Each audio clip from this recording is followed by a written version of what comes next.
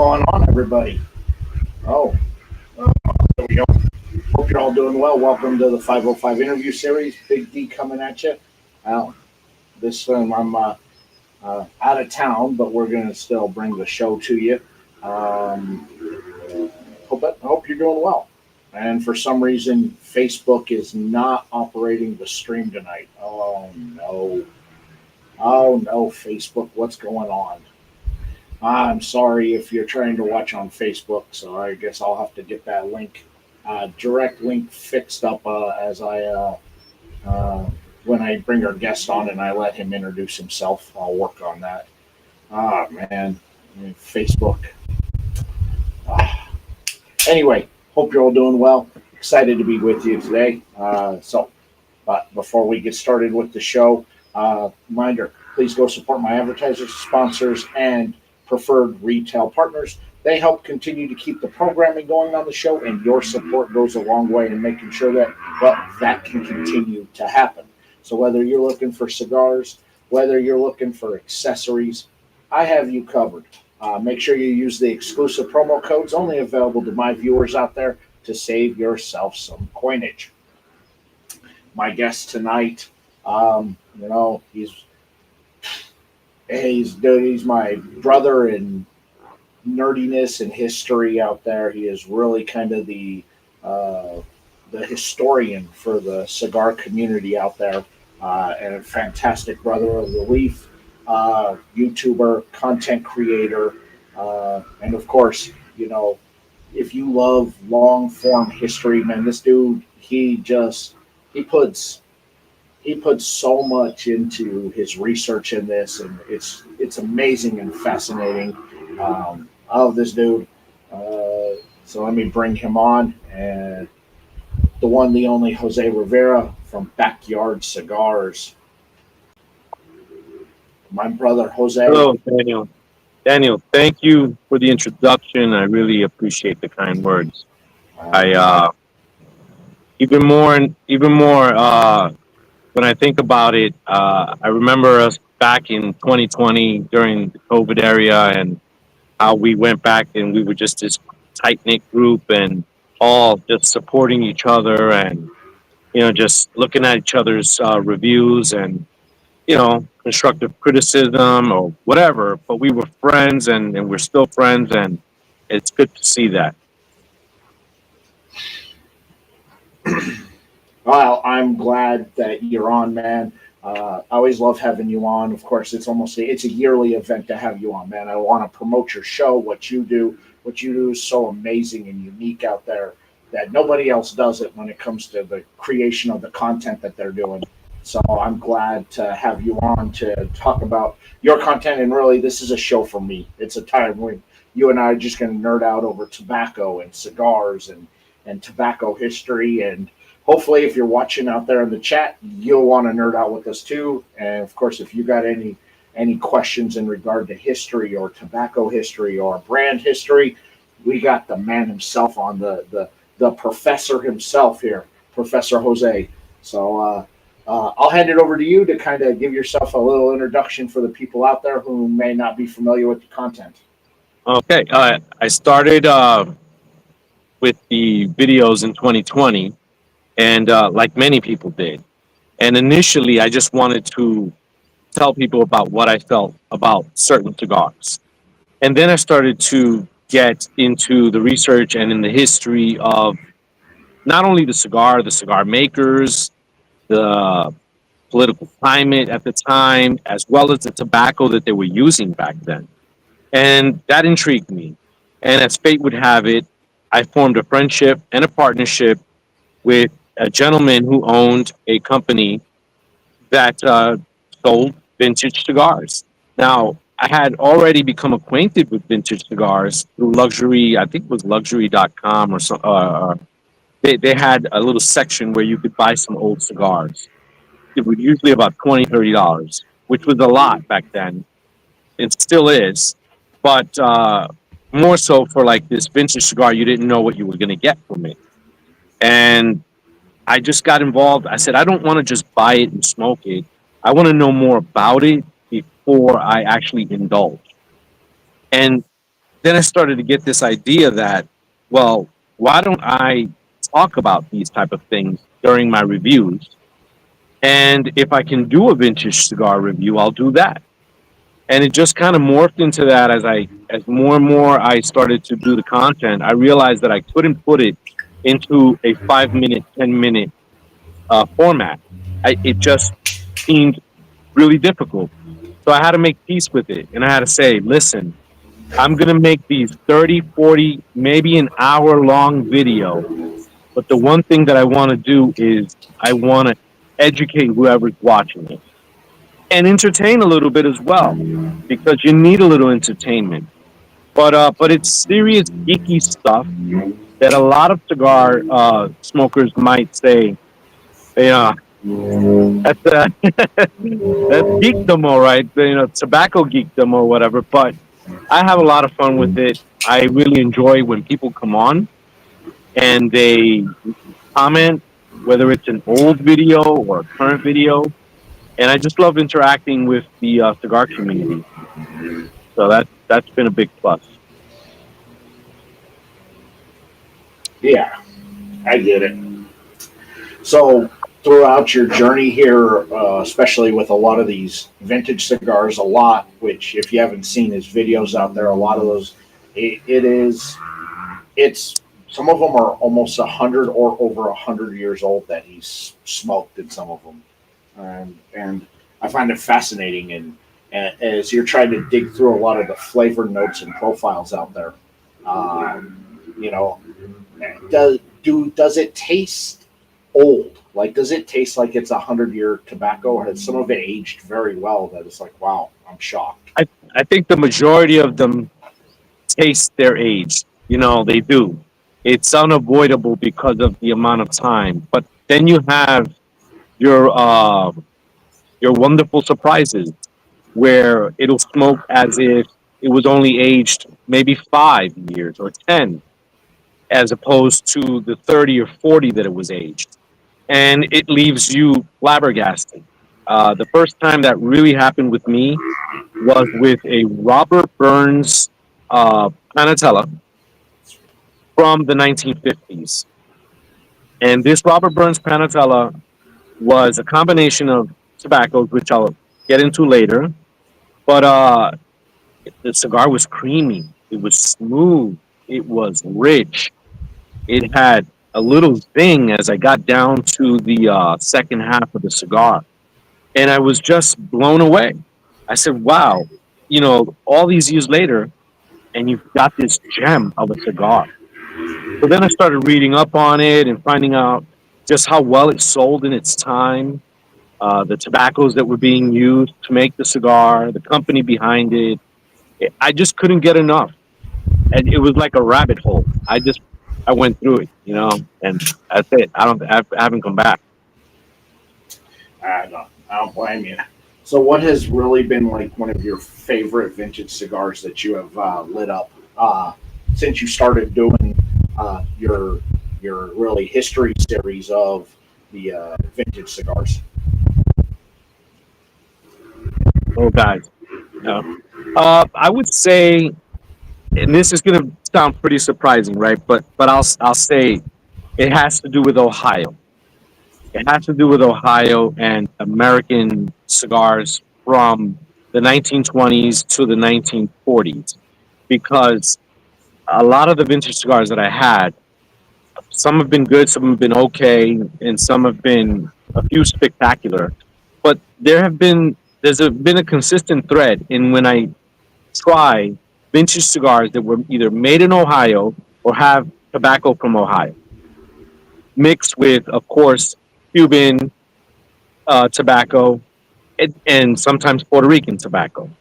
And in one case, it was Ohio tobacco with Pennsylvania broadleaf, Connecticut broadleaf, Sumatran binder, I think it was, and then the wrapper, I forget if the wrapper was Cuban or I forget. But my point is, I doubt the wrapper was Cuban, by the way. But my point is that this Ohio cigar, it was just amazing. It was as if it had never been aged.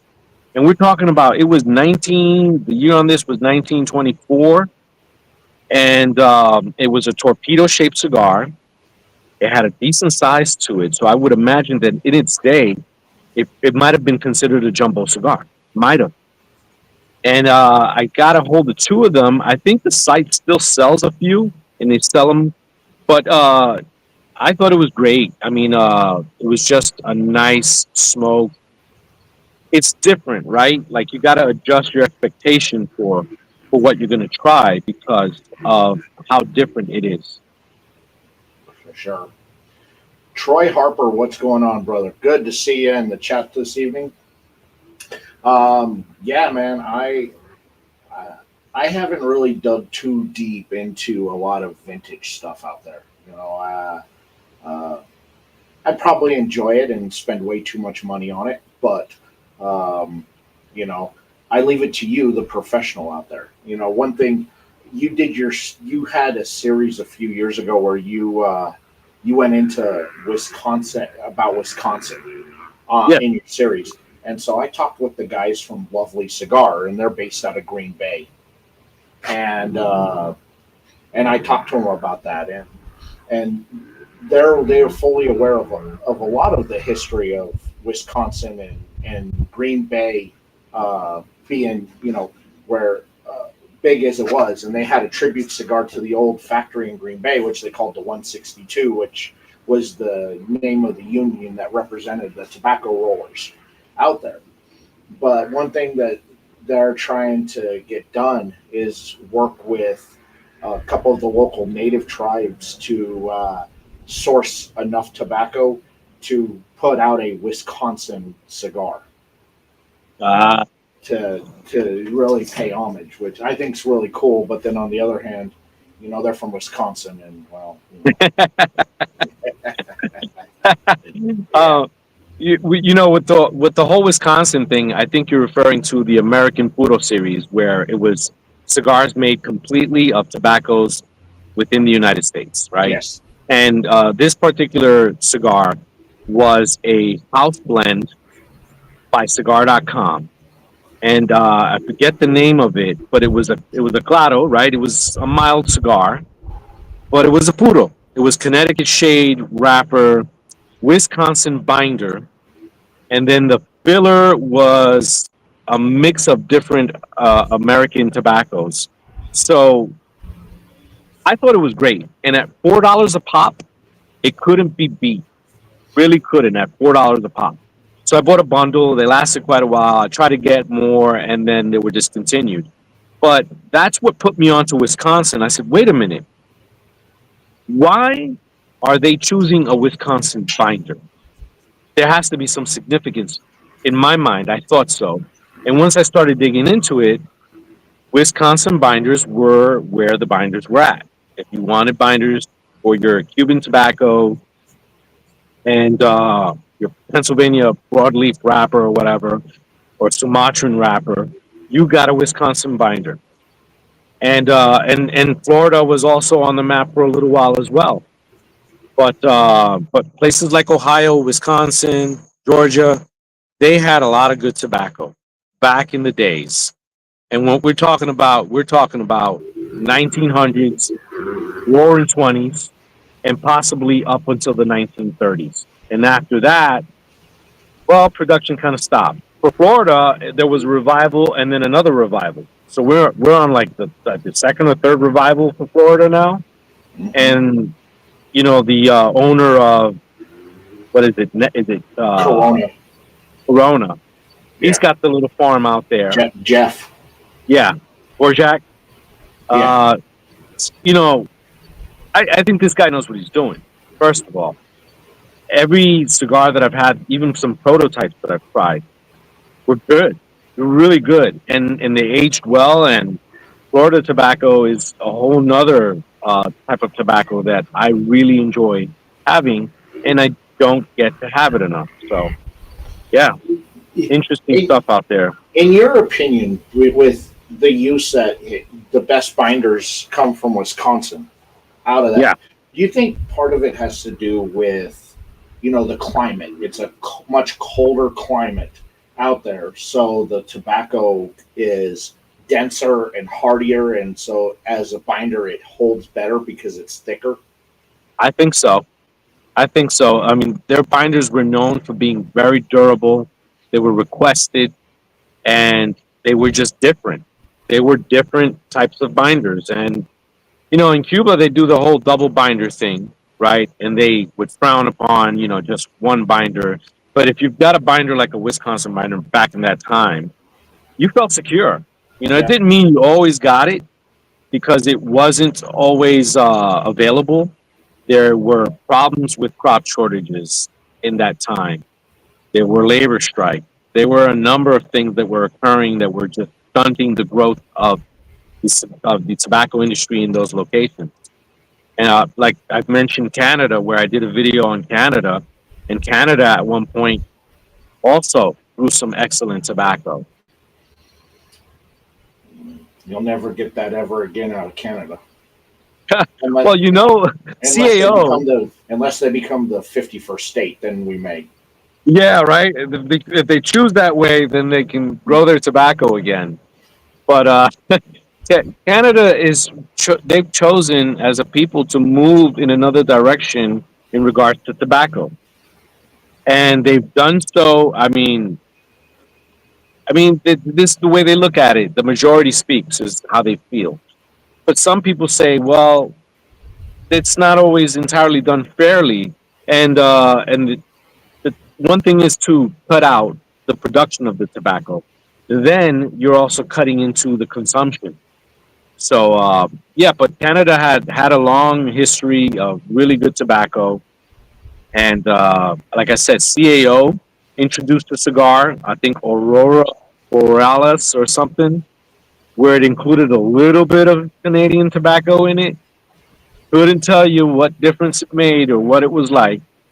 I just know it came from a reputable cigar company in Canada. That's all I know. And then you have a guy like Ish with Banff who's out there putting tobacco from Romania in cigars. And in Yeah, France, in Greece, and out there trying to expose the world to, if there's tobacco, if they grew tobacco in Antarctica, he'd be there to he'd yeah, buy it. yes, that's for sure. I could already see him with the winter coat. It's like, so we're gonna go check out the ice farm. Yes, cigar Yeah. Jesus out there with nobody understanding a word he's saying. Oh man, that's so true. And I love the creativity that we're seeing right now with the boutique brands, with even the legacy makers, maybe not the Cuban ones, but the ones that are here in the States, uh, Miami, so forth. They have farms and they have factories in Nicaragua and Honduras, but they're American companies. Padron is an American company. So, as well as AJ Fernandez. So I look at it like what's happening in terms of cigar and creativity. It's sort of reminds me of, if you would just allow me to just draw this for you. Back in the late '90s, the beer craze was taking over the craft beer scene. Was starting to get popular, and a lot of the established legacy beer brewers from Europe were turning their noses up at some of the beers that the Colorado brewers were making and so forth. And I remember speaking to a gentleman, and he said, "Well, you want to drink the good stuff, then you need to look at the monks and the rest of them." And mind you, I tried it all; it was great. But then I met another gentleman, and he says to me, "If you want to try what beer really is today, then you want to try what these craft brewers from America are brewing." And once I did, my world changed in regards to beer. And I'm seeing the same thing with cigars in regards to the legacy brands.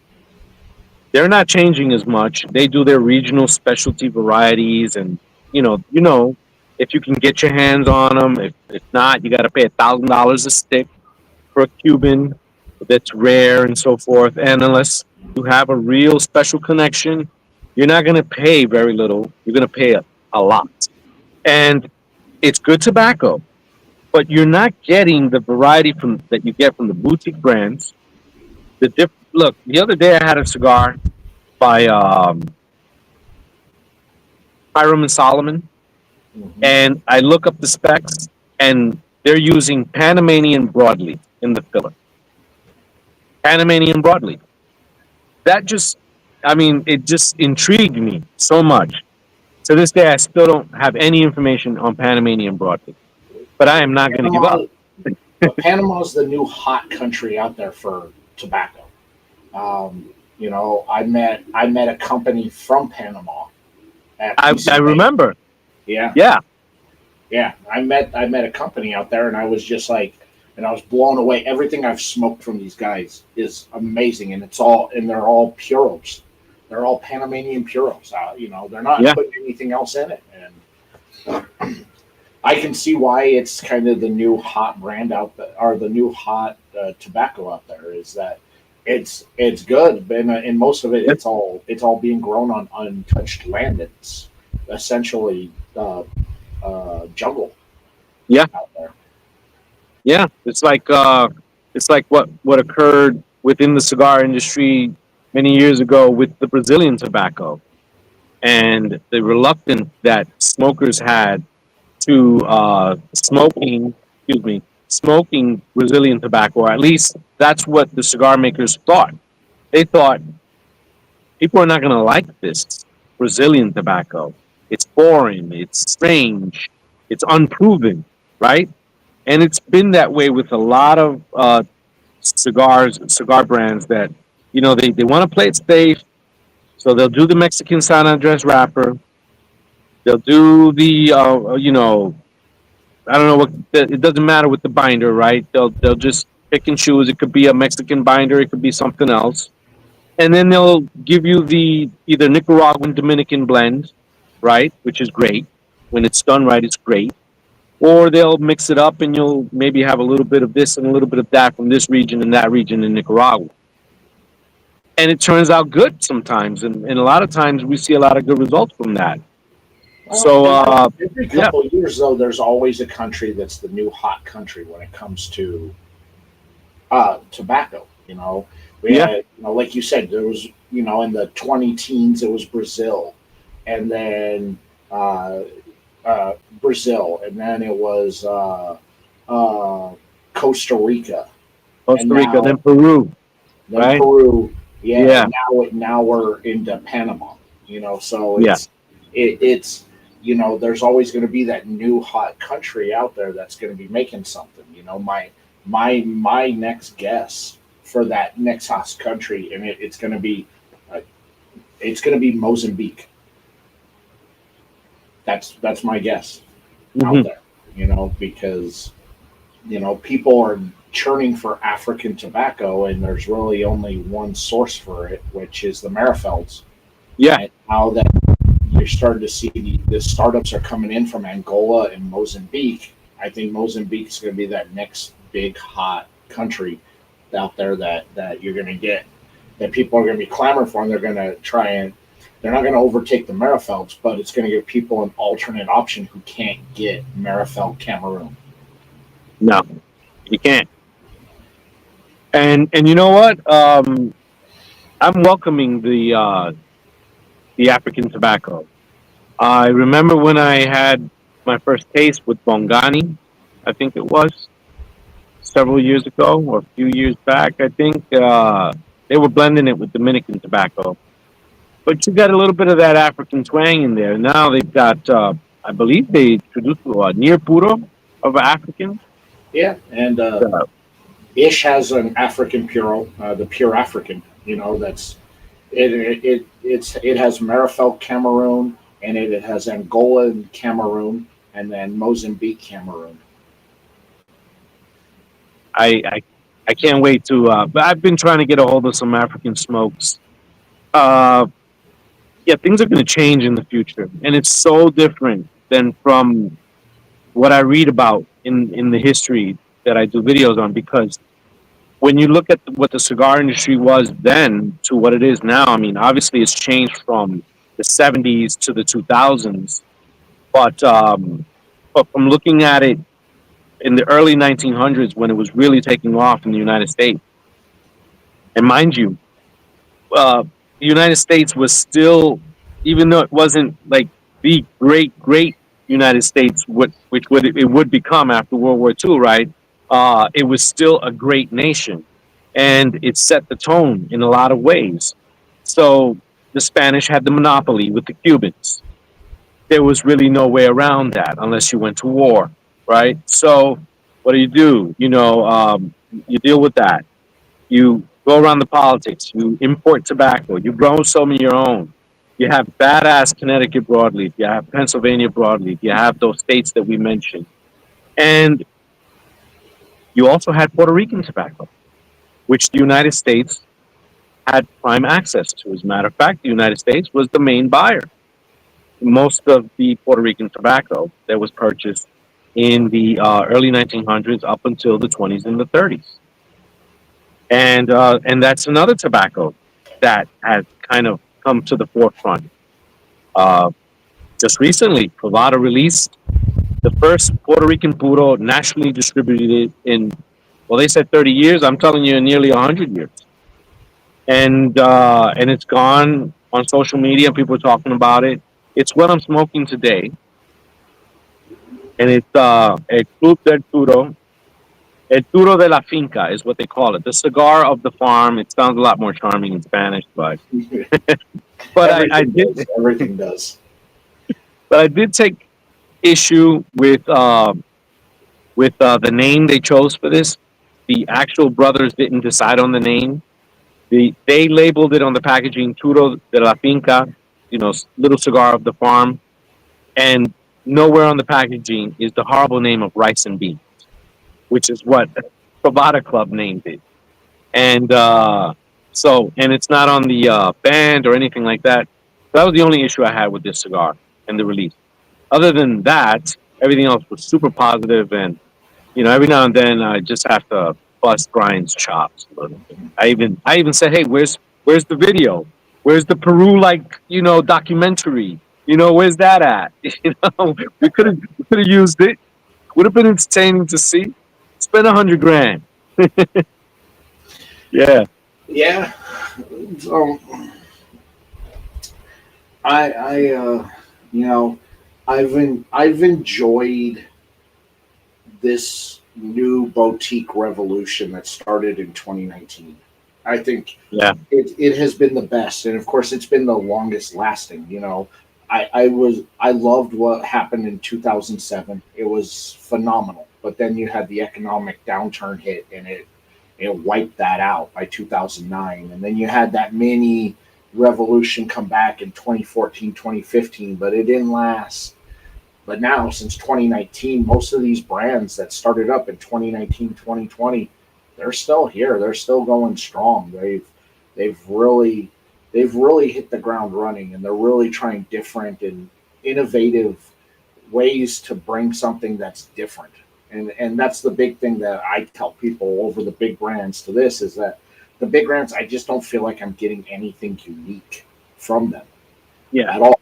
And these small brands, the blending, what they're doing, that a lot of these small manufacturers have the same access to all the same tobaccos that the big guys do, but they're able to do so much more with it.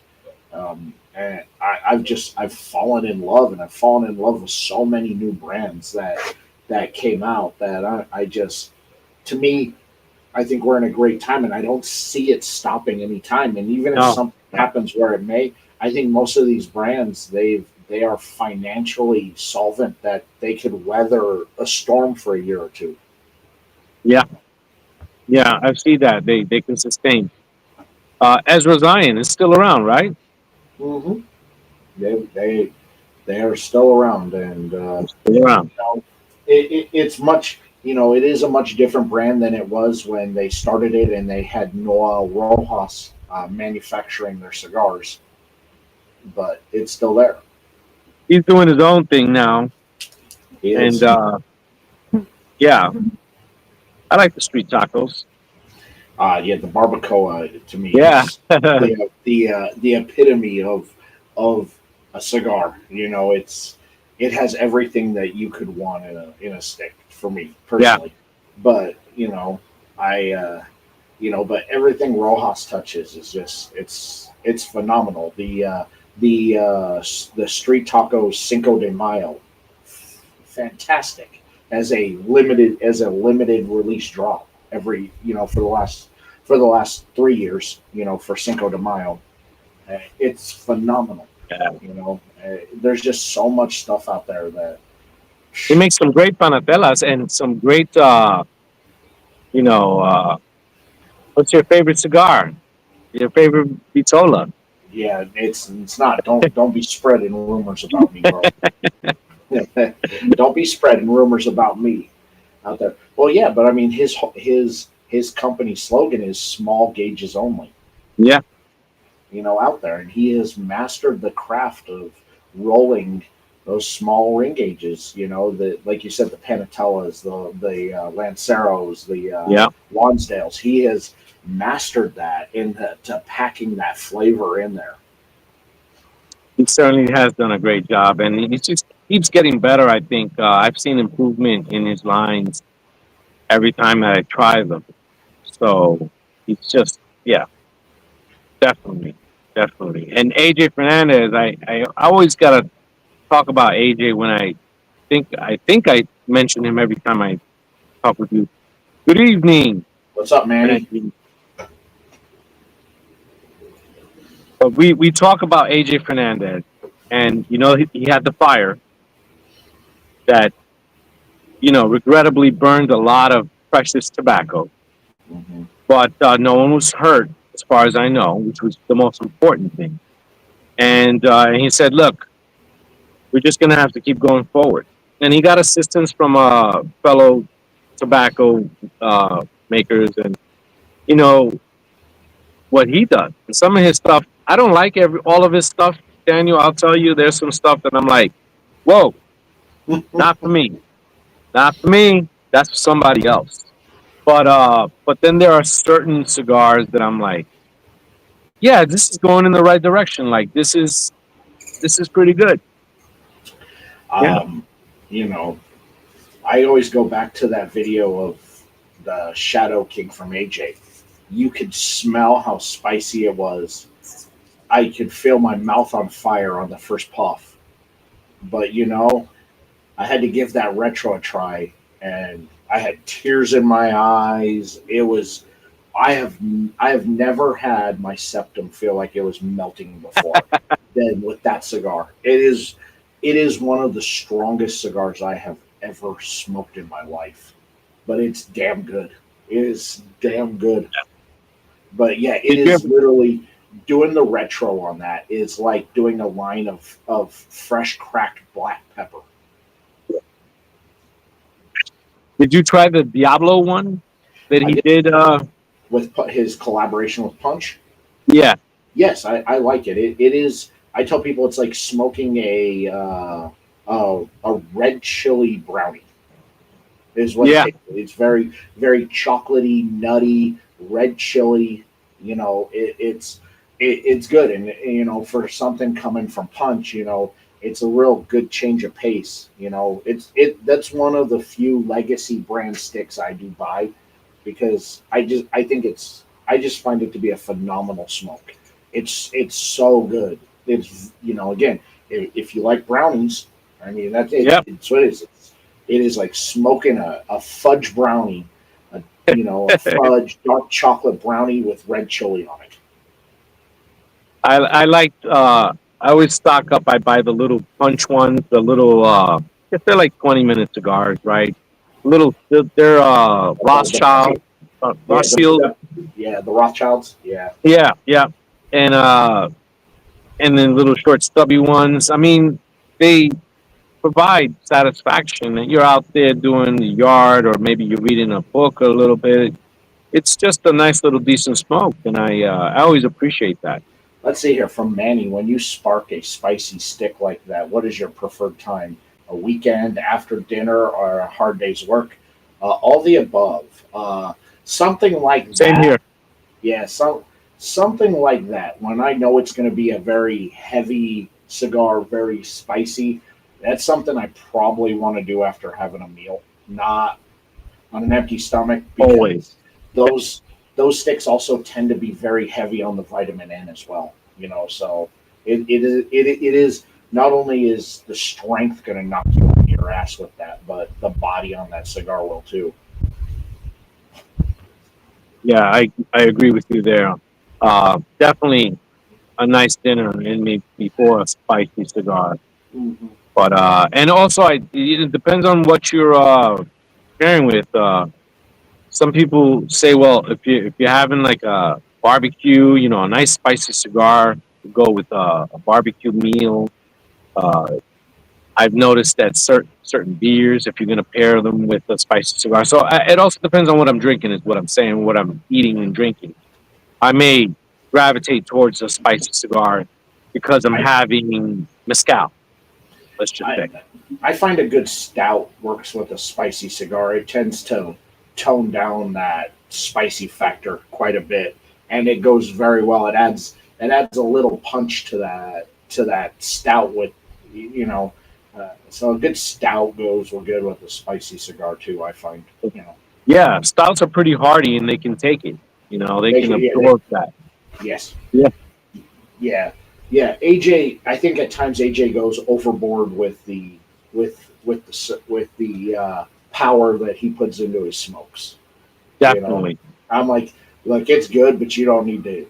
First off, I don't need to have tears running down my eyes as I'm Yeah, smoking a cigar. All right, I yeah. don't need that. You can back that off a little bit. There's a lot of power. It's sort of like who else has done that with a few of his cigars? Lito Gomez of La Flor Dominicana, and he's put out a few cigars that were like really like powerhouses. You know what And I wish LFD would do is bring back the real cabinet series like they used to have in the mid 2000s. Where the cigars would come in, they were in a cabinet, and they would sit there for a few months to settle and age, and then they were so fantastic. But yes, he does that with the double Ligero is like that, as is the double Oscuro. Those are hmm very, very strong, very vitamin N heavy, very spicy cigars. Peppery and very. spicy.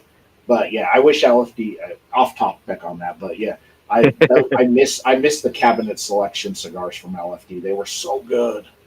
I've had them, and in recent years they were a little disappointing. That's because they made them a core line, and so Yeah, they're no longer cabinet aged anymore. They're not coming in young and then sitting for 3 or 4 months in a cabinet that's in the middle of your cigar shop. They're already coming in yeah. aged, sit in the humidor. So it's unfortunate, but yeah, the old cabinet selections, those things, they were such uh, they were such amazing cigars to smoke. They were so good. I haven't seen. He does a very rare stick that he puts out every 5 or 7 years or so. The number six, I forget the name of the cigar, but it's a reserve stick that he releases every 6 or 7 years. It's usually a Dominican puro, and it's a powerful cigar, and it ages really well, but it doesn't come out very often. I forget the name of it. If you might Yeah, remember it, yeah, but I know which one you're talking about. Lido, But it's called the Lido Gomez. yeah, That's what Salito it's called. Gomez. Yeah, Yeah, he named it after himself. yes, and it goes That's number six, number seven. Yeah. hmm yeah, it's out there. I think most you know like I've been told by a lot of manufacturers and blenders out there that they blend cigars for them, and then they just hope that you like it. Too. They're not blending for the people, because if you start blending for the people out there, then you're gonna lose people that have loved your brand. So just Yeah. blend to what you like. And out there, and and I think guys like AJ and Lito, a lot of their cigars are very, very full bodied, Hmm. very full flavored, and I think that's what they prefer out there. And so it has a select crowd because, like, Dominican tobacco gets this rap of it being mild or kind of weak on that, It's but not. Lido is shown with LFD. He, you can make Dominican tobacco very powerful if you want to. Yeah, But again, he uses a lot of Lajero in his stuff. lot. He says double, it might be triple. Yeah. It may say that, but it's yeah,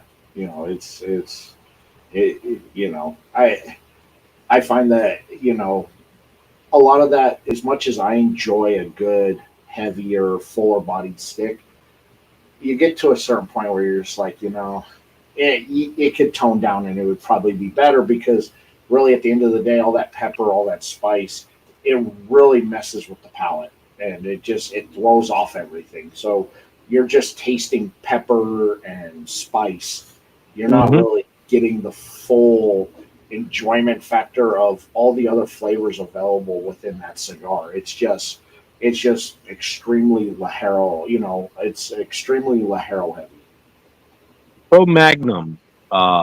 Am I saying their name correctly? Crow Oh, Mag Roma Craft. Roma Craft. Roma Craft. Pro Magnum, I think, is one of their cigars. Yeah, Uh, that's their Cameroon.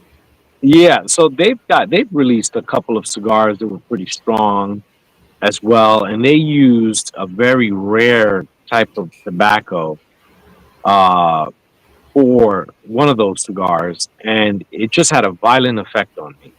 It I just am gave me a headache. I just, you know, I it was, I like Skip Martin, who owns Roma Craft. He's a very nice guy. I like him, but I'm not a fan of his cigars um, at all. It's something with the blending; it just doesn't mesh with my palate well, and I just don't like them. The only thing that he puts out that I like is when he puts out his yearly Sabretooth series. I really enjoy those. They're really good. But everything else he puts out, I don't know. I'm just not a fan of his blending style. And it falls back to when people say, "Man, you guys like everything that these guys put out." I'm like, "No, they're not. I don't like everything they no. put out. I'm Mm. just, you know, that's one brand that everybody loves, but I'm not a fan of." And I've told Skip this in person too, that like I'm not I I'm just not a fan of your blending style and what you do. It just doesn't sit well on my palate. You know, Yeah. doesn't But I like Skip as a person. You know, kind of weird him being a a Texas socialist who loves guns.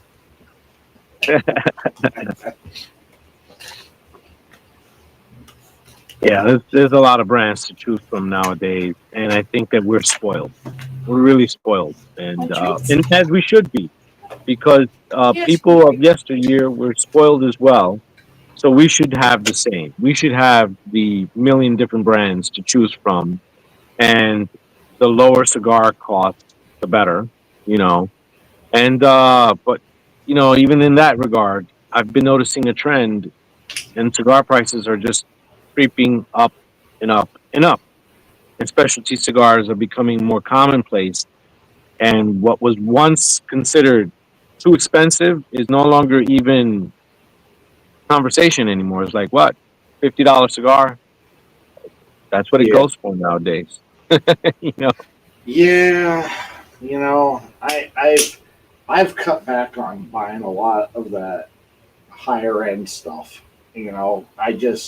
To me, I just don't think it's worth it. But also, you know, starting to see some of the tariff effect come into play as well with the sticks. Plus, you always have those issues with in Nicaragua where there's always a problem shipping.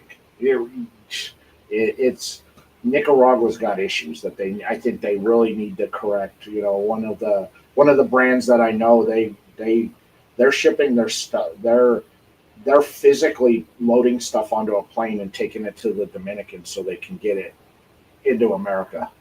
Yeah. Because they can't, they're just, there's so many problems with getting stuff out of Nicaragua that it's like, look, the only way we're going to do this is if we do the 3 hour drive from Esteli to Managua and then fly to the Dominican.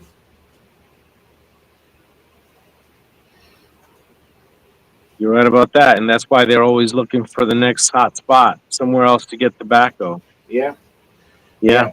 A competitive market's always good, and for the most part, I think the tobacco world is fairly competitive. You know, there are certain tobaccos out there that are more expensive just because that market they cost more. Cameroon, you know, is an extremely expensive tobacco, but also Lovely. it's also limited broadleaf. You know, and the Connecticut farmers there have that fight between growing cigarette tobacco and growing cigar tobacco. Out there, they get more money for cigarette tobacco than they get for cigar tobacco. So there's that fight, you know, and you've seen this change because of the lack of Connecticut broadleaf available. They've moved a lot of that growing to Ecuador. Yep. So, you know, it just doesn't taste the same. There's just something about that Connecticut broadleaf that you can't you just know it when you taste it. It's so unique that what they're growing in Ecuador it doesn't match. Not even close to my book. That's my favorite cigar wrapper, by the way, Connecticut broadleaf. And I take it very seriously when, you know, I try inferior versions of it. I'm like, no. What's your favorite cigar wrapper? If you had to choose one that you come back to often. Probably Cameroon is probably my favorite wrapper out there. But I'm also a big fan of Pennsylvania broadleaf, just because I like that heavier, grittier taste that produces. It does provide that, yeah. Yeah, it does. You know, I think that Pennsylvania is just that grittiness in the taste. I really like it. It's between those two. There. Okay. I mean, Cameroon. Huh?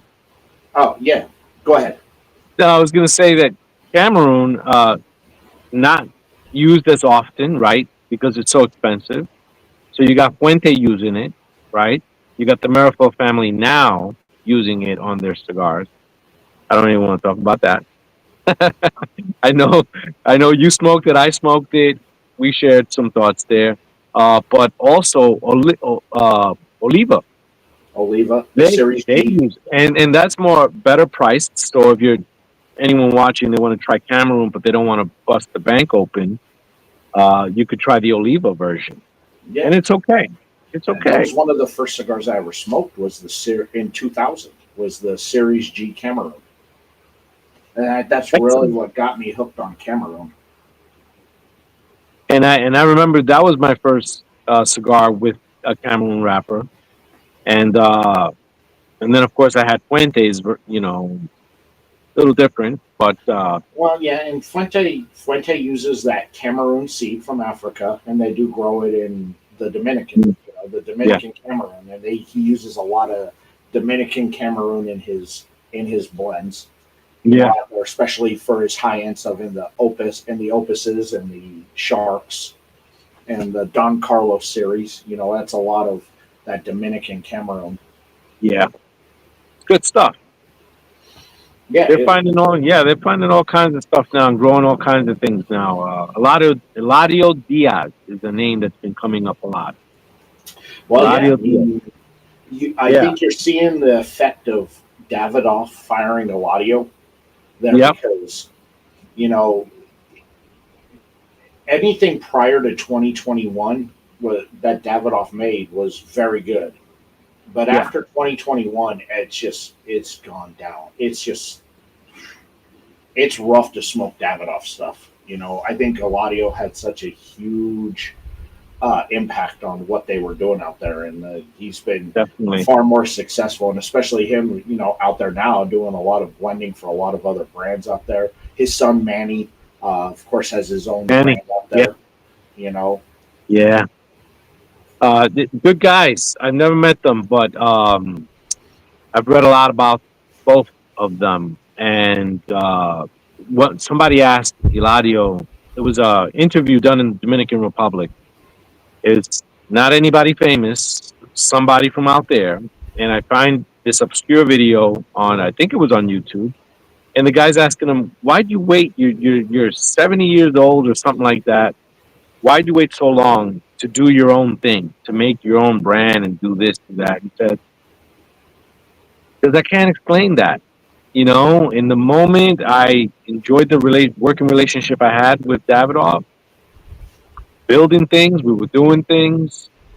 It was fun, you know, and I guess he felt he had creative control, of course, which he did.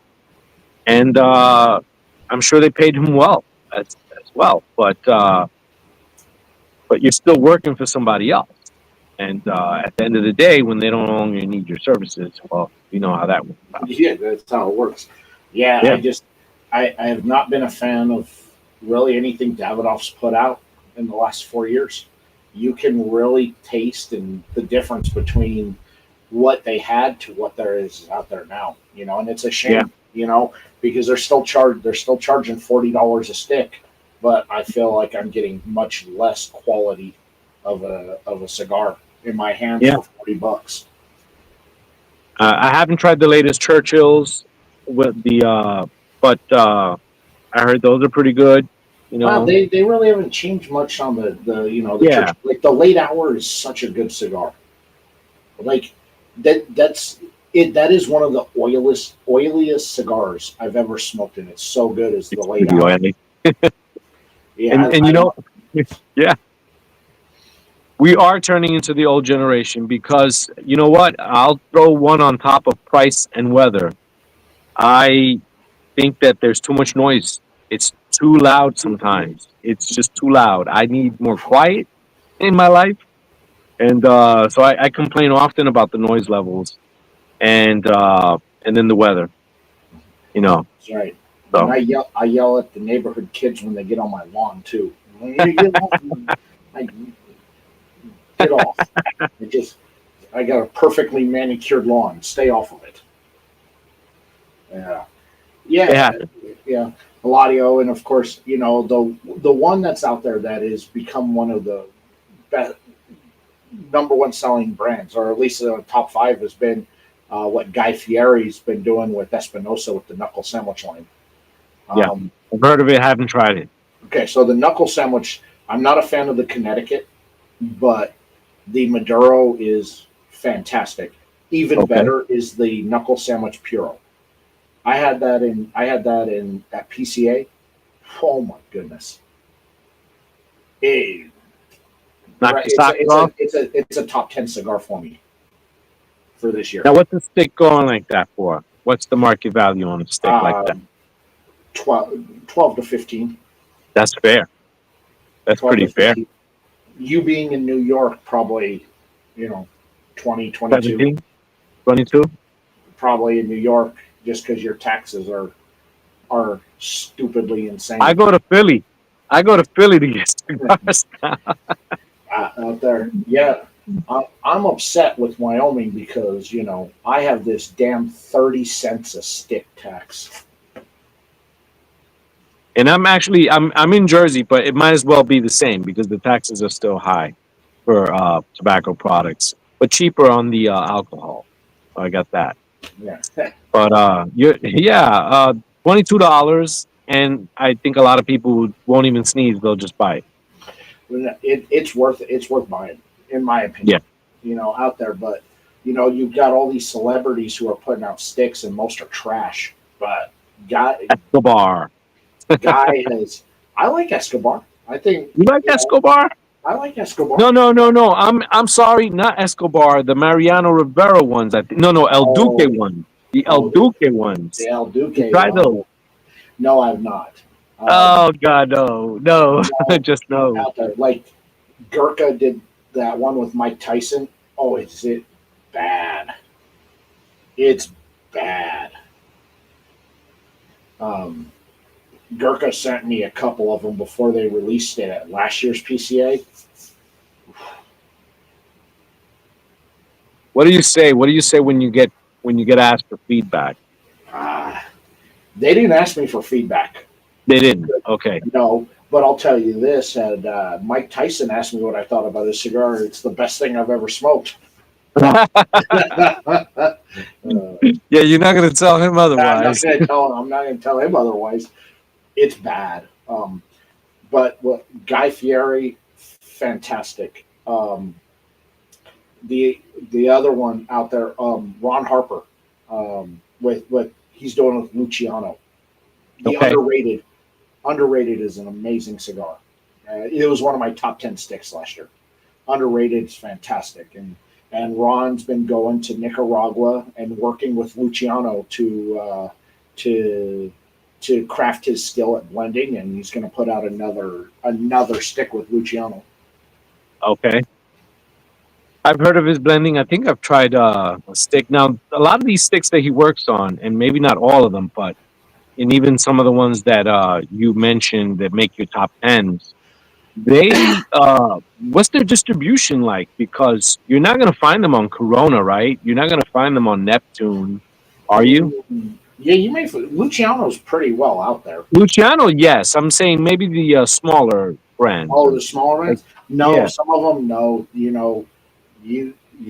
Some of them you have to search if you're trying to find them online. I tell people go check out their website. A lot of them sell direct, so you can buy direct off of them, and some of them are out there. I push a lot of people, of course, to one of my preferred retail partners, Black Box Cigar Club.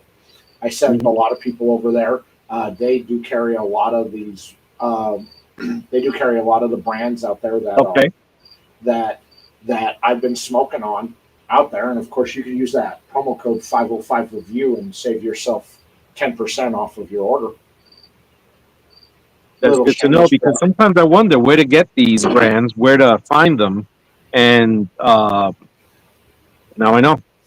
I I mean, usually say hit up their websites. A lot of them sell direct because they just don't have that distribution in a lot of shops out there, or they have, or it's regional. Where they're at. A lot of the shops in the area where they're from carry their stuff, but a lot of it is it's they sell direct out there, and some of it you just gotta scour, man. And I trust me, I look. I'm always out there trying to find the next diamond in the rough, like I did with a brand that's blown up over the last couple of years.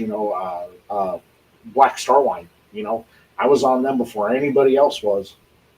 I was telling everybody how great they are. Now I got people going, "Have you ever had Black Star Line?" I'm like, "Do you not watch my content? I've been telling you since 2020 that these guys are the next. They're the real now what deal." makes them special? What did you find that makes them special?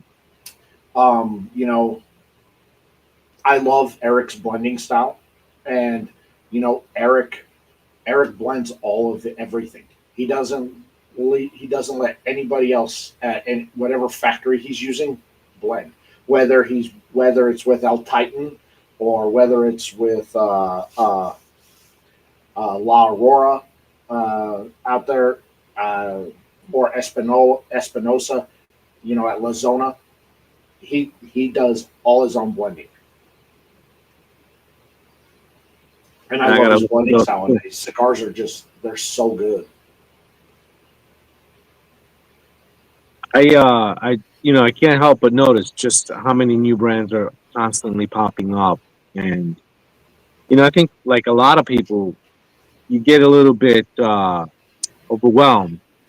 What am I going to try next? And the way I used to do it, I'd buy singles. But sometimes you don't have the luxury of buying singles. You have to buy a fiver, or you have to buy the box. And in some cases, you're just not sure what you're going to do. Well, the other thing I like about Eric is he's a big history buff. And so he incorporates history into his cigars. So he's got the one that's the Lollybella, which are the old original stone churches in Ethiopia. Okay. And so it's a tribute to that. Everything he does has something historical to it. I like them already. You know, History. the rosewood, which goes over the rosewood race fires in Chicago in it, a tribute to that. There's always something that is attributed to history in his cigars.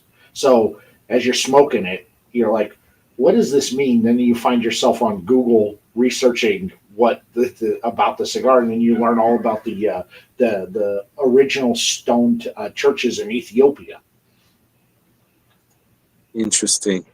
What's up, Michelle? Yeah.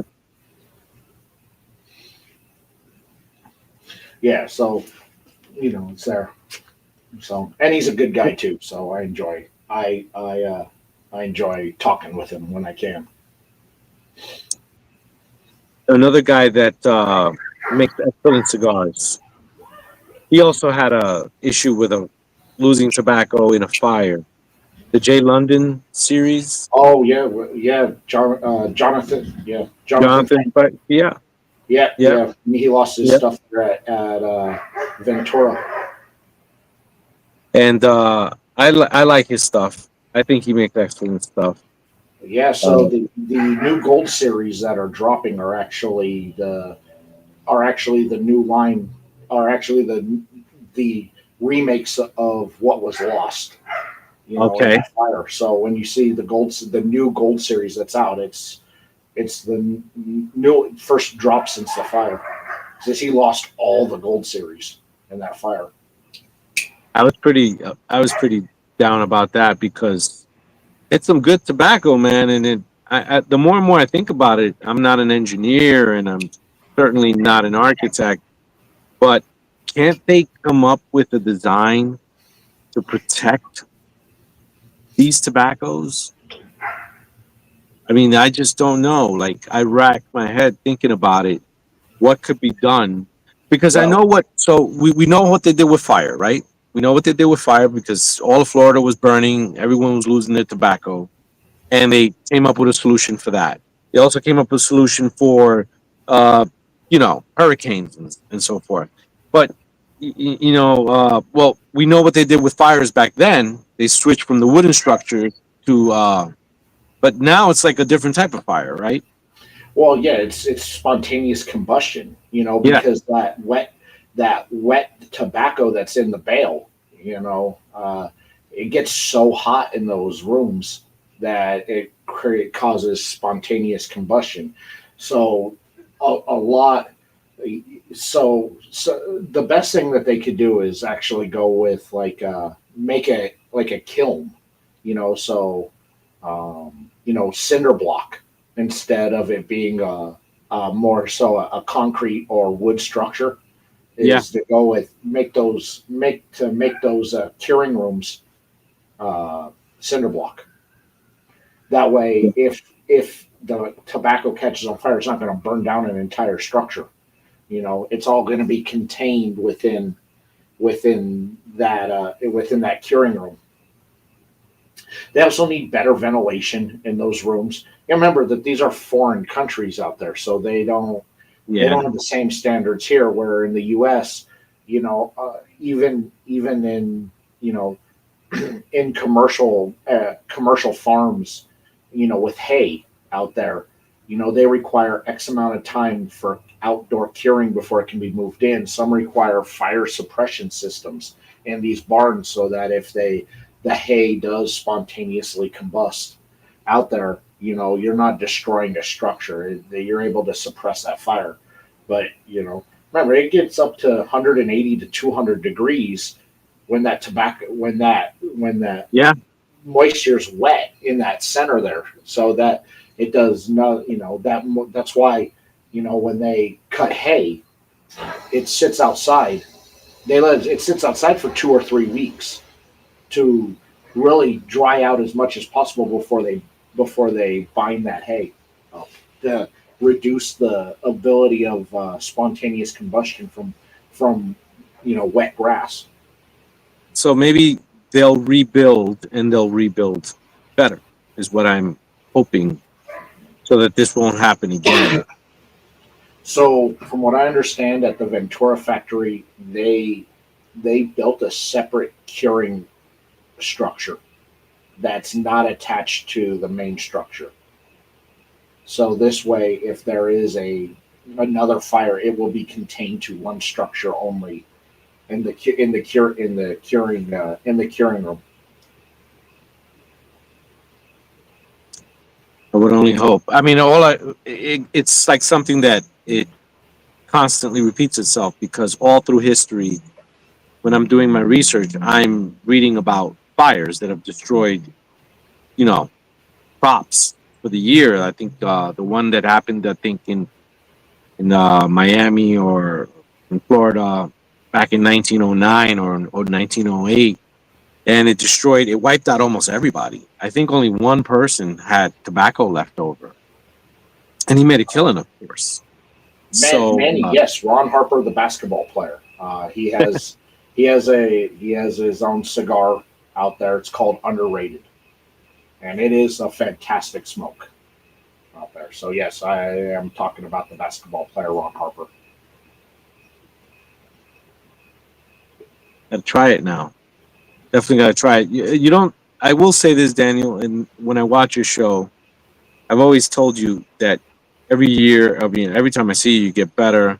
But the one thing that remains consistent is this, uh, not just promotion, but this interest in these small brands that are obscure in many cases, and or have gotten some coverage, right, but not what you probably feel they deserve in regards to their quality and so forth. And it always leaves me wondering, man, there's a world of smoking experiences left for me to have because of the many different brands and lines and the tobaccos that are being used. I just gonna repeat what you said. It's an exciting time to be a cigar smoker. I think so. It's very exciting. I think this is similar to what people were feeling, and maybe on a bigger level because there's more money involved for some folks uh, than what was going on in the early stages of the cigar industry when it was taking off, not just in the U.S. but even what you had going on in Cuba. You know, a lot of people were not getting rich off of being cigar makers. They were living decent lives. They were somewhat comfortable. The bigger players, of course, either had a monopoly or had a certain grip on the industry and had the best, choicest tobaccos. And they are what are your legacy brands now today. But their descendants, you know, and the expats that fled Cuba, 59, you know, this this is this is the gift that has been given to us is that they've taken that and other individuals have also learned. And I'm sure I don't know if Ron Harper is blending the cigars. Is he blending the cigars? So he worked with the first one. He worked with Luciano on that. And so this second one he's blending. Luciano's still helping him, but he's taken everything he's learned because he spent months down in Nicaragua with Luciano to work on his blending craft. And that's a fine teacher to have, Luciano. And I think that, you know, yeah, listen, One of the best that's ever been. yeah, yeah. So, you know, you have this. It's spreading, and I see it. Like we mentioned, the boutique brands and just small brands from whatever happened to Three Sisters. You remember them out in Florida, No, Miami? Three was it three something something sisters? yeah, you know they a lot of a lot of Brits they just can't make it. You know, you've got to have a niche, and first is you've got to have good product. Second, you've got to be able to promote that product properly. Yeah, A lot of these brands, especially in 2020 and 2021, did a terrible job of promoting what they had, and they had the wrong people promoting what they had, and you know, uh, yeah, so I think that's part of it. You know, out there. You know, look, we all know who a lot of the stick hunters are in the community that create content out there, and you know, A lot of I think a lot of these brands, especially smaller ones, got taken advantage by those stick hunter content creators out there. You Yeah, know, send me this and do this and keep sending me stuff and hey, I'll promote. And I think that I think they got screwed in the long run by some of those people. definitely. I need to I turn the think light on.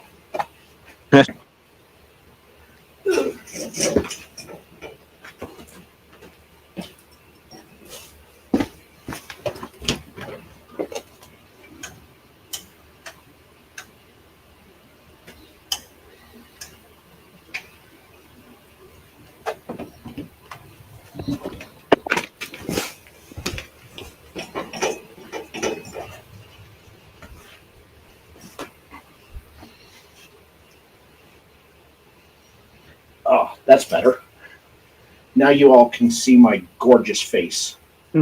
Just what you all wanted to look at. This mug.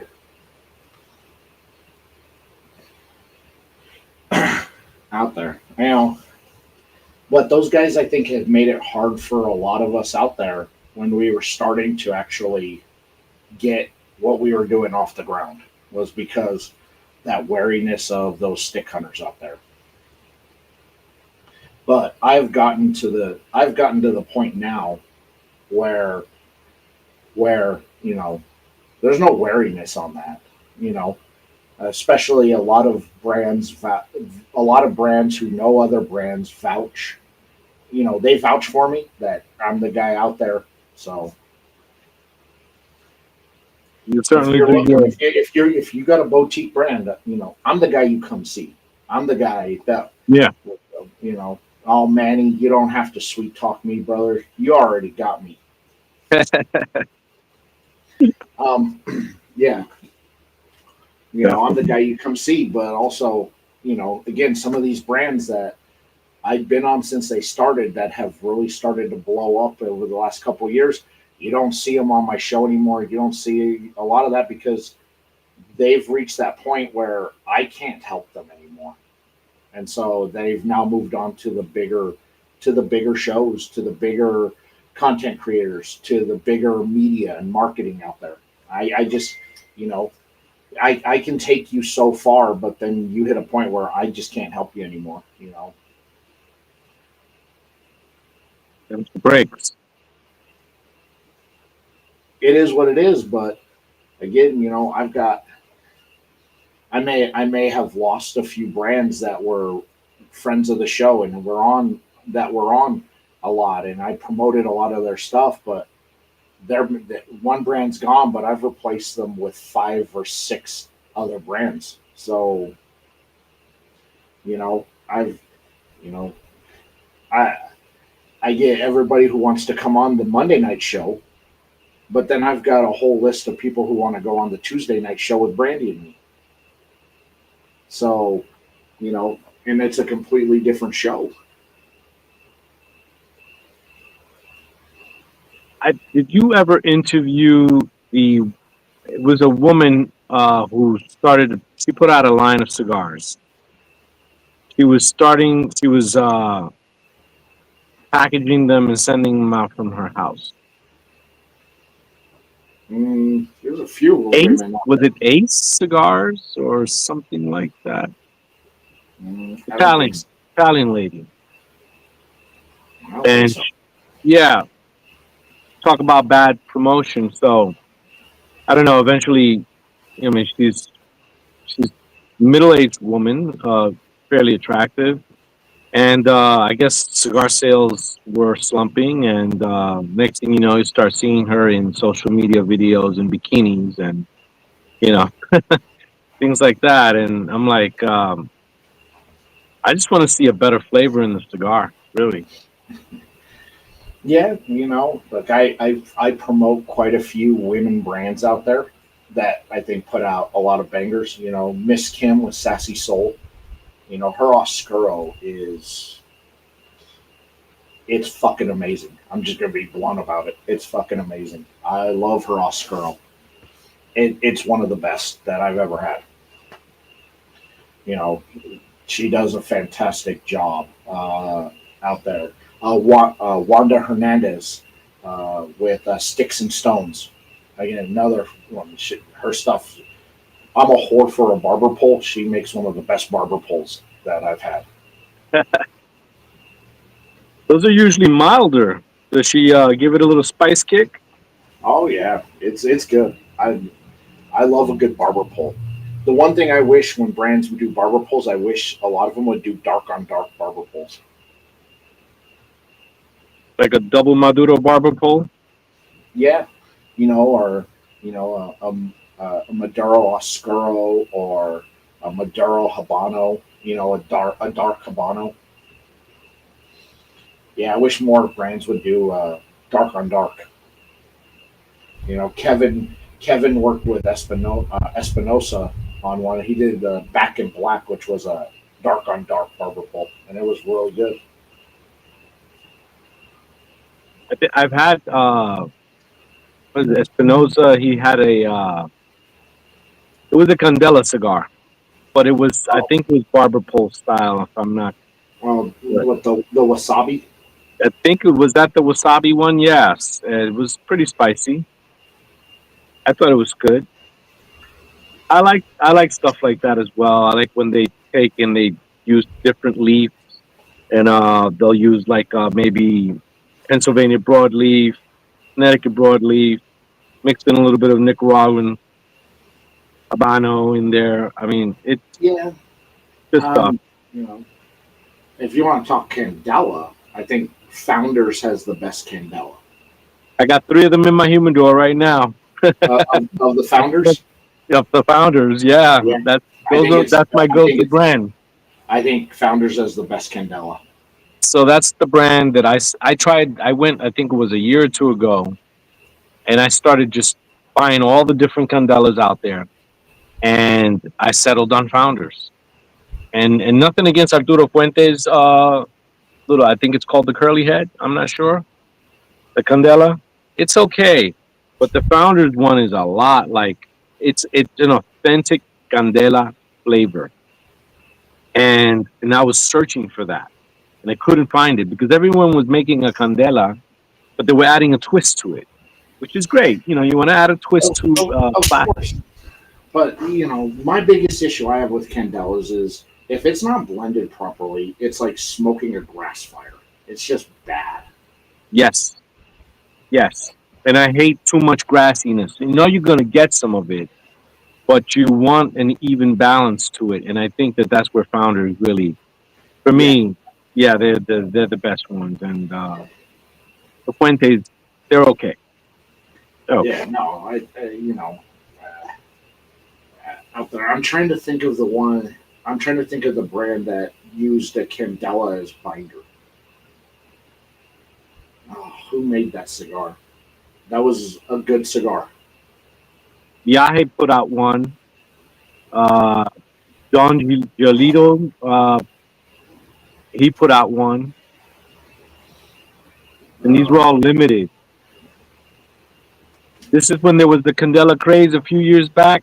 Everybody was trying to put one out. It was sort of like with the pumpkin beers. Then it kind of like they saw that it wasn't selling and they pulled back. But Founders has been, I think to me, that's it. well, because Candela is big during St. Patrick's Day. People go and buy it to have that green cigar. Alec Most people don't. Bradley. Yeah. Yeah, you know, most people aren't smoking Candelas other times. You know, out there. Sassy Soul. She's got a Candela it's good, but she has a Candela barber pole that's really good. It's Nicaraguan uh, Nicaraguan Candela with Mexican San Andreas. Yes. Very good. Tom Lasuka put out one. Remember that one? The Ogre? Oh yes, the ogre. Yeah. That was good Oh though. yes.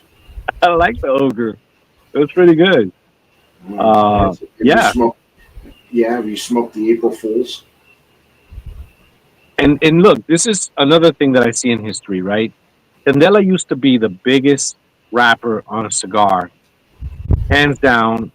If it wasn't green, people weren't buying it. For a while, it was the way that things were made. You could have Cuban tobacco on the as a filler given, but it was a candela wrapper, and it was a quick, cheap wrapper to produce. And the turnaround was good. The profit was high.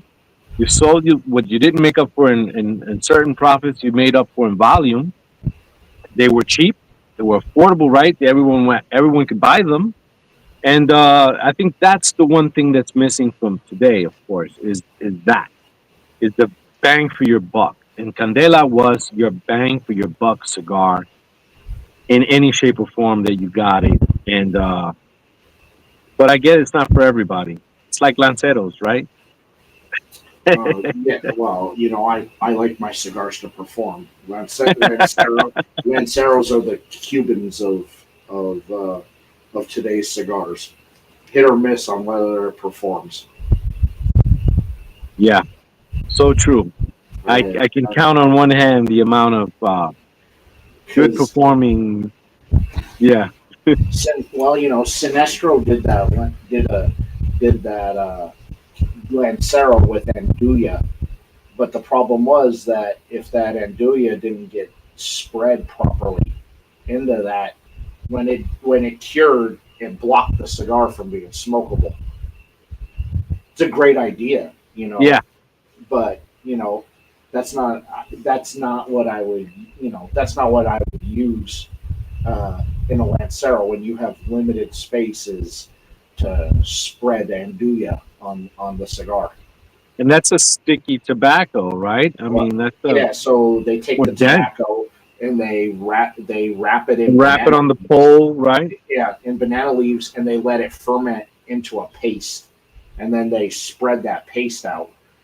So, you get, at times you can pick up little bit of banana taste in the cigar on that from the banana leaves, but it's again, it's great, and again, Andullo is really underutilized because it's hard to work with because you're working essentially with tobacco paste Yeah. out there, and if it doesn't cure properly when they roll that cigar, it just basically makes the cigar unsmokable. Well, I can tell you that the last great Lancero I had, and I think even this one you will agree with, was the Cigar Clowns. Oh yeah, that I forget what they named the that skinny was the yeah, it was Flaca it was Flaco. the Flaco. Yeah, it was the Flaco. That The was so Flaco good. Paisa. Yeah, the skinny clone. Yeah, it was so good, so memorable. Yeah, it was a great cigar. I was in the taste testing session on that, and Yeah, everybody's waiting for me to trash that in there, and I couldn't because it was so good. I was like, you wanted to hate it. You I wanted wanted to to hate hate it so bad. And when they were going around asking everybody their thoughts on the cigar, everybody was just looking at me, and I'm just like, it's phenomenal. I can't We hate it. got him. We got him. It was For one phenomenal. Yeah, day, for one night, you were converted. yeah. With that cigar, yeah, Yeah. it was a good stick. It was a good stick, and the fact that it was also a box press Lancero, Yes. that made it. I think that was the saving grace on it was box pressing that instead of going with a standard roll on it. I think so as well, and I think that definitely helped with the draw. Yeah, Yeah. I think that's the saving grace for that cigar. And So look, that's your asterisk. I yeah, enjoyed El Lancero, but it was box press. box press exactly. It was box press. You get, like I enjoy it. Like I enjoy a good box. Like I enjoy a good box press. Okay, all right, good box press. They're fantastic. But it's also kind of cheating if you're going to make a Lancero box press. You're It only is you're cheating. only It is cheating, but hey, it delivered, man. It really did. I remember that day like it was yesterday. The flavor, I wanted that cigar to go on and on. I didn't want it to end. I was so sad when that cigar ended. It was so good. Yeah. Yeah, it was a good cigar. But everything that the clowns put out's phenomenal. The recession, I like the recession. Nice spicy kick to it. I don't know if you got a chance to try the recession. It was one that they released it in New York. I guess the distribution was all over, but I'm not sure. Uh, I Went to I Rex Park Place to get it. I got them all because that came out when I was still in with the clowns when the clowns were doing the show regularly. Yes. I got that. They sent it to me, but they put out the new one, the Sputnik, and I didn't even get a sampler on that to try out before it got released, and then I never was able to pick one up because it sold out too quick because it was only available in a couple of shops. So That happened. Yeah. I know what you mean. I never got Uh, it. Now I did pre-order the Sputnik. That's the Mardo cigar exclusive. It's a different size than what the regular Sputnik they released. But that cigar's made by Ish, and so it has Romanian tobacco in it. Romanian tobacco. I always wonder, like, what's the percentage? Well, they're not going to tell you always. It's just a secret of the blend. But does 10% of the filler have an impact? I mean, everything has an impact to a certain degree. And you know this Well, better than I do. When they're blending and they're going over the different, you know, selections of tobacco and the grades and whether it's ligero, seco, viso, and you're looking for that perfect balance. But at the same time, like you said, you're going to blend something you like more or less, and you're going to blend something you hope everybody else likes, as you mentioned. And a lot of times, you throw in the Romanian tobacco, but what impact did it have on the cigar? And sometimes I walk away not knowing. Sometimes I well, do, and sometimes I don't. I when Alec Cuevas did his first stick that he blended out there, and I talked to him about that. And I said, what's unique about that cigar is that there's just this really subtle smokiness to the cigar.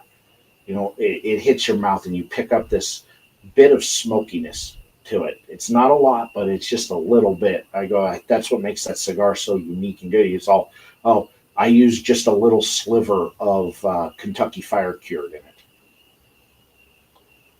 And I was like, explain. So I can't tell you how much it is. He just says it's just a little sliver in that filler, but that little sliver is enough that you can pick up that smokiness from the fire cure. Well, because it's fire cured, I think it has a bigger impact, right? Because of the nature of that tobacco in the aroma and the flavors that come with it Well, are you can't smell it in the cigar. If you smell that foot of that cigar, you can't smell that you fire can't. cure. Okay, so it's not enough to smell it, but it's enough to impact the flavor. Enough to impact the taste in it that it's very subtle. It's not heavy. It's just like you pick up a bit of that smokiness.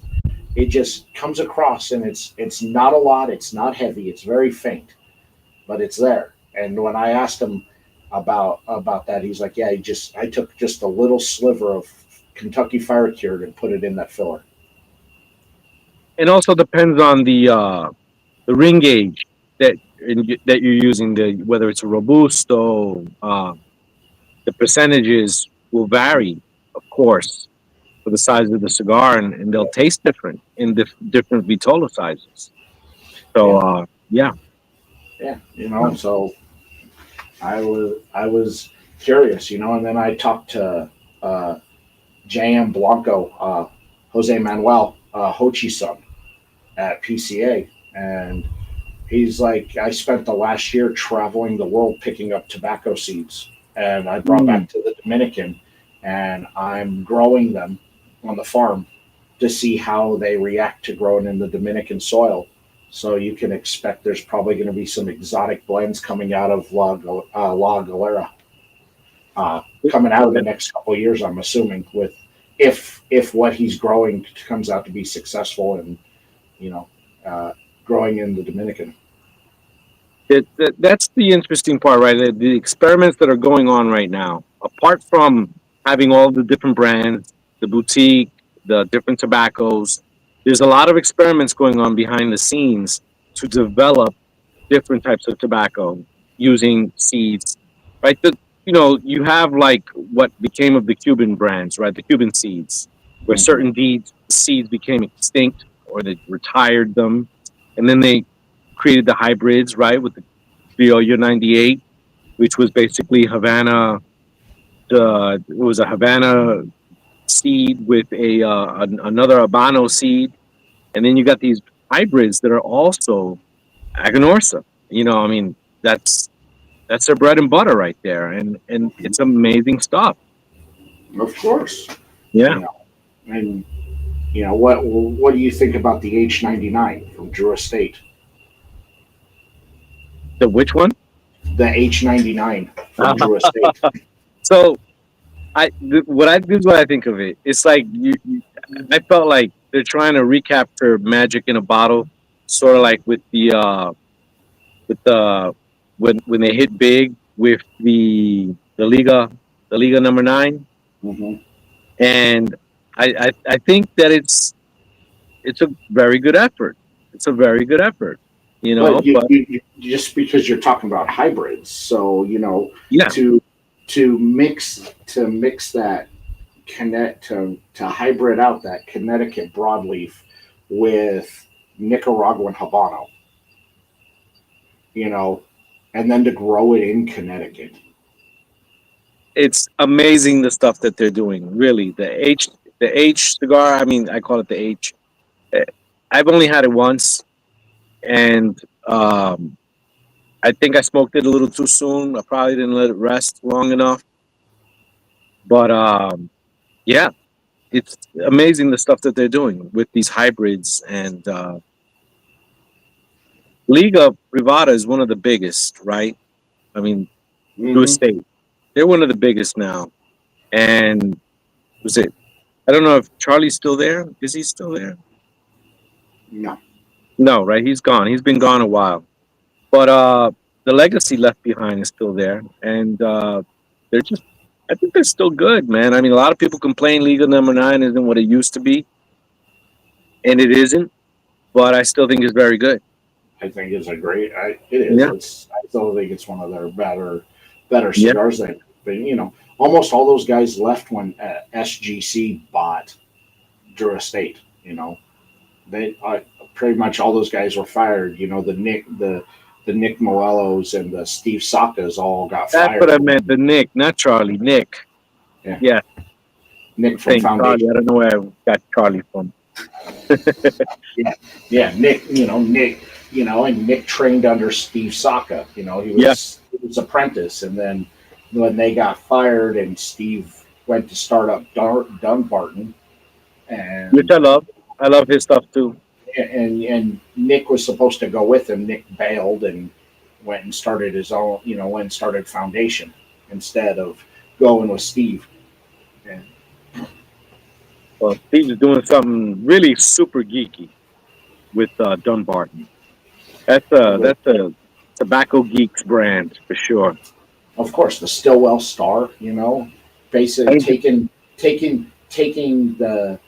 taking the pipe tobacco and blending it into the cigar like he used to do when he was on a Navy ship, where he'd just sit outside.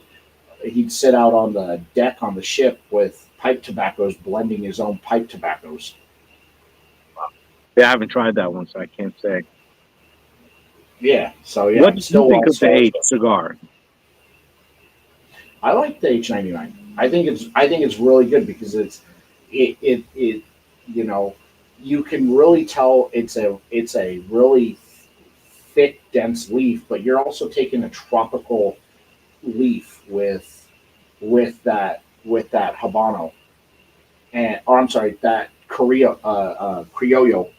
Yeah, You're taking that yeah, criollo, which is a soft leaf and a tropical leaf, and then you're hybridating it in with a very thick, dense leaf with that broadleaf to to to provide it's I like the taste of it. I like the smell of it. I think it's good. I think that the blending probably could have been done a bit better out there. And I don't think Willie does any of their blending anymore for them. So, maybe if Willie got his hands on it, it probably would be something amazing. But you know, all of that that stuff, Willie Herrera.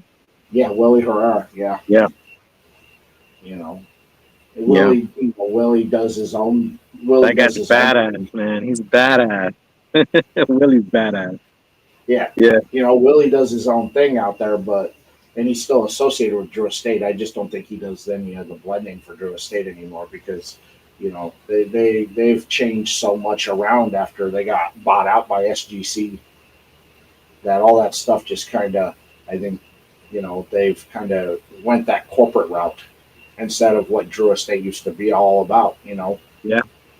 But you still got JD out there dressing like LL Cool J from 1985. Yes, yes, he does. Still, he's original. He He's is original. he is original. Uh, you know, but you've had so many people that went through that Drew Estate, factory that have made names for themselves outside of Drew Estate. That um, that you just gotta keep it. You just gotta take it for what it's worth out there. But you got to give props to to Jonathan Drew because he was out there, Yeah, hustling his cigars outside the World Trade Center.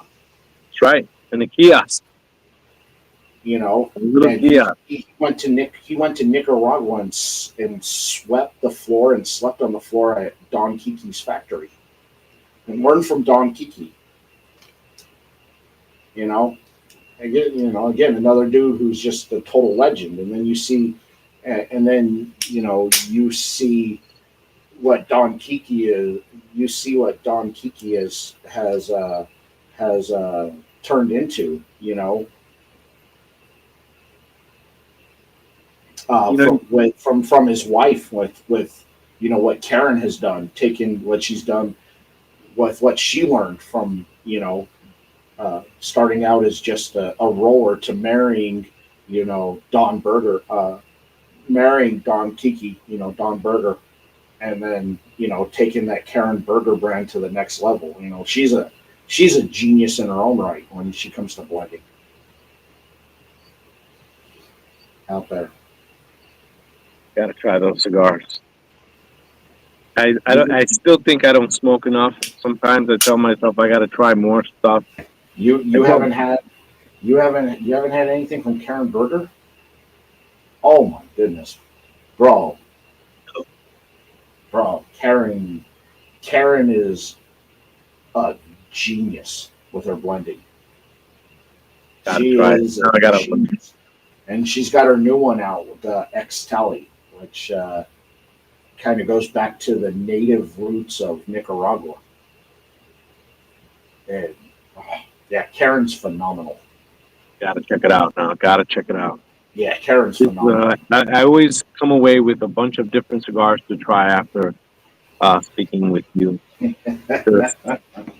It's like you spur cigar sales just in conversation. Really, because Well, I'm gonna jot all this down and place an order very soon. you I'm know, due. everybody, all the brands that out there, they all, most of them all started somewhere out there, Yeah, you know, you know, and you know, and they've all got those stories that you tell, Pete Johnson, you know, basically begged Sandy at El Titan to let him to let him blend his first cigar. Yeah. And then that led him to go to see the Garcias in Nicaragua. And then what did he do? He married Don Pepin's daughter. Yeah. No, he's part of the family now. They're entwined. They're entwined. Yeah. Yeah. Yeah. Yeah. But that's good. That's good. I'm happy for them. That it's a family affair. Yeah. So they all started somewhere, from Yeah. Jonathan Drew, sleeping on Don Kiki's floor in his factory in Nicaragua and learning from him to hustling outside the World Trade Center to sell it to then selling for a lot of money to SGC. It's they all have their stories out there. Yeah. These are definitely good stories. Matt Booth started at Drew Estate. That's another one. And 101 now. Room 101. And then Yeah. and he sold out to General Cigar and got a lot of money. A lot of money. So yeah. Yeah, that's how it is. That's the nature of the biz, but there's a story behind it. All right. Well, it is starting to rain, so I'm going to shut this show down. I thank everybody who came and checked us out this week. Jose, anything you'd like to promote before we get out of here? Just check out my latest videos on another new trend in tobacco. It is technically American tobacco, but begs the question: did Pravada also, besides releasing the first Puerto Rican puro in over 100 years, also just release another American puro?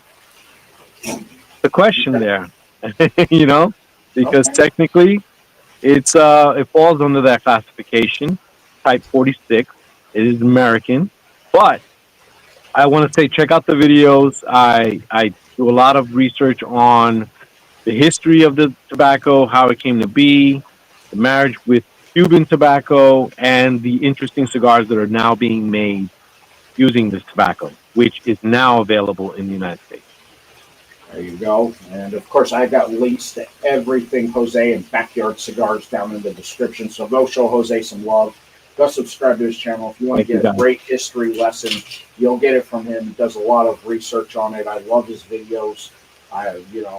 Sometimes I wish his videos were even longer, even though, it's only an hour and a half. And I'm like, yeah, I wish it was longer. I find myself getting caught up into the videos, man. Jose does such a great job, man. I'm always glad to get you on once a year, brother, and always glad to be on out with you, brother. Always good to be on. Thank you for the privilege. Yes, that's correct. Not with BackYard Breaks. No affiliation at all. All right, yeah. All right. Out there, no show next Monday because it's Labor Day, so you all get a break from me for a week. But I'll be back on Monday the 8th, and I've got Enid Blanton from Ancestry Cigars coming on, so that'll be a great show with Enid. She's always a fun chat, and she's kind of rebranded a bit and has gone in with new blender. Of course, now she's got Ish making her cigars for her, so I'm excited to try her new stuff out and see if it's got that little bit of Ish twist to it. So we'll see out there. But that's it for this week, guys. Thanks so much for hanging out. Of course, thanks so much to everybody in the chat. You guys rocked it as usual. I'm sorry if Facebook users at Facebook wouldn't play the stream properly on there. So hopefully if you're watching, you came over from the link I posted on Facebook so you could watch. Otherwise, you'll just have to catch the replay when I post it on Wednesday over on Rumble. That's it, guys. Thank you so much. Take care. Thank you, Daniel. Stay safe out there. Don't do anything Jose and I wouldn't do because we're sweet and innocent boys. And we will catch you all later. All right. Yeah.